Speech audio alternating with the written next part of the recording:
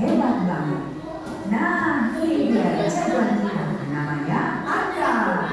Dia ini anak yang merasa mentalnya besar banget dan dia siap buat memulai pemandangan alam yang luar biasa di negeri kita.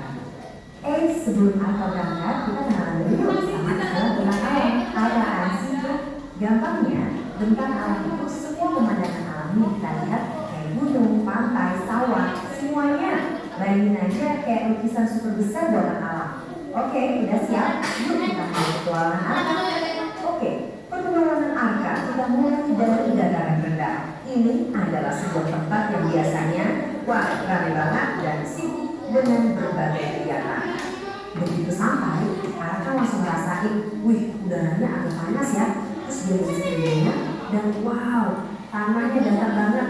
Nah, karena datar inilah gampang banget buat membangun jalan, gedung tinggi, dan juga rumah-rumah.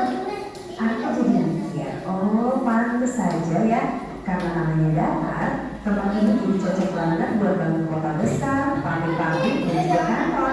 Makanya nggak heran kalau di sini banyak orang yang pekerjaan jadi pedagang, pekerja pabrik, atau pegawai kantor. Sampai akhirnya dia juga banyak pegunungan yang berada di dunia. Wah, udaranya dingin banget di sini. Arka lihat jalannya naik turun dan berkelok-kelok, nggak ada akar sama sekali.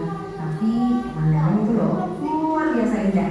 Banyak juga rumah-rumah yang memiliki lereng-lereng gunung. Arka kagum banget loh. Ternyata orang-orang di sini tetap bisa bertani di lereng yang mirip. Caranya dengan membuat sawah benda-benda yang disebut terasering.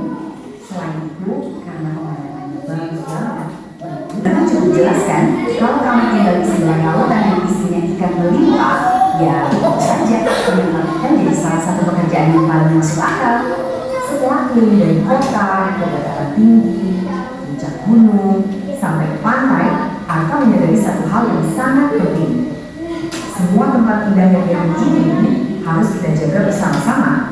Arka belajar pelajaran yang berharga banget nih. Ternyata perbuatan kita sebagai manusia bisa merusak alam loh. Kalau kita menebang-nebang di gunung, bisa terjadi longsor. Kalau kita buang sampah di sungai, kota bisa kebanjiran. Wah, ternyata semuanya saling terhubung ya.